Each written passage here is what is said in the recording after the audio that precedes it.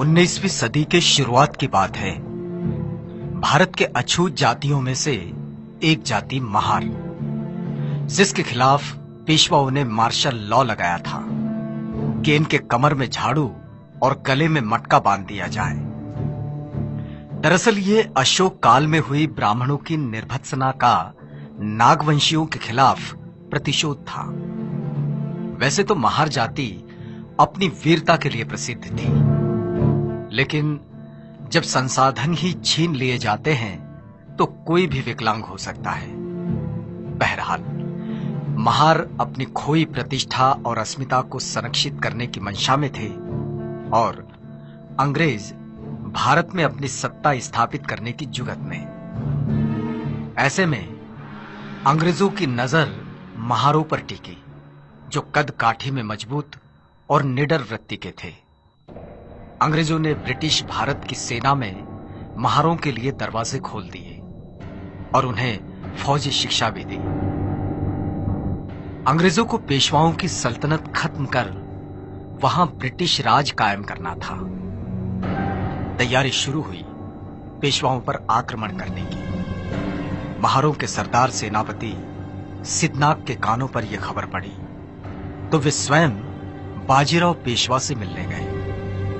पेशवा बाजीराव से सिद्धनाथ ने कहा, अंग्रेजों की तरफ से लड़ने की हम अछूतों की कोई इच्छा नहीं और यह हमें पसंद भी नहीं। यदि हम तुम्हारी ओर से लड़कर अंग्रेजों को यहां से भगा दें और यदि हम ऐसा कर लें तो तुम्हारे राज्य में, तुम्हारी सेना में हमारा स्थान क्या होगा?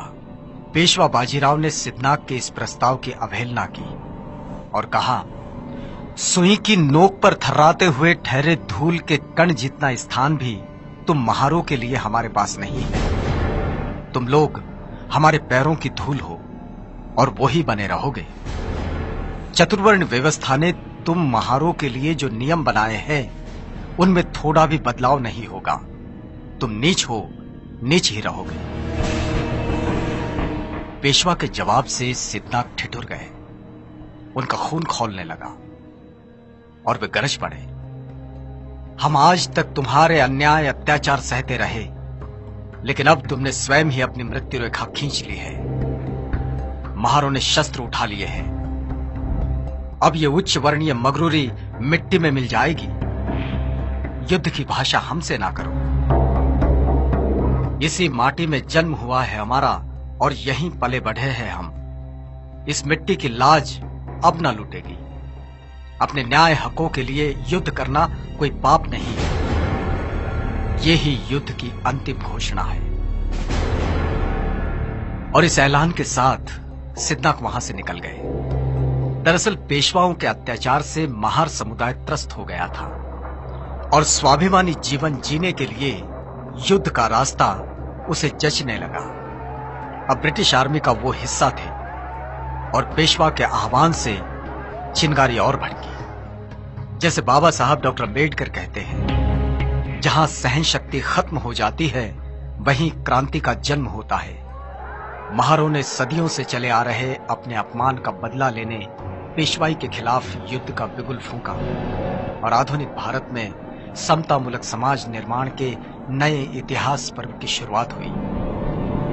भीमा नदी के किनारे बसे कोरेगांव की ये बात है। 1 जनवरी 1818।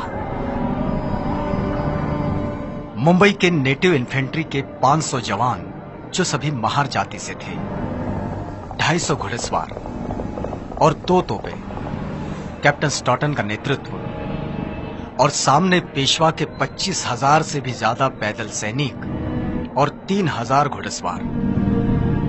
इनका सामना होने से पहले कैप्टन स्टॉटन 25 मील पैदल चलकर 1 जनवरी 1818 की सुबह कोरेगांव पहुंचे थे। जवान थके हुए थे और युद्ध शुरू हुआ। महार सेना का नेतृत्व रत्नाक, जतनाक और भीकनाक कर रहे थे। एक दिन एक रात ये युद्ध चला और देखते ही देखते पेशवा के 25,000 सैनिकों का धुआं उठ गया। 500 महार सैनिकों के सामने पेशवा की विशाल सेना पौनी साबित हुई। इसमें अंग्रेजी सेना के 276 लोग गिरे। लड़ाई के धरातल पर महारों का सामर्थ्य किस स्तर का है, ये बात पूरी दुनिया ने देखी और इतिहास इस घटना से गौरवान्वित हुआ। युद्ध में वीर गति को प्राप्त हुए सैनिकों की शौर्य गाथा दुनिया के इतिहास में अमर हुई, जो भीमा कोरेगांव के इस 75 फीट ऊंचे विजय स्तंभ पर दर्ज है। इस क्रांति स्तंभ, विजय स्तंभ को सैल्यूट करने बाबा साहब डॉक्टर अम्बेडकर हर साल 1 जनवरी को यहां जरूर आते थे।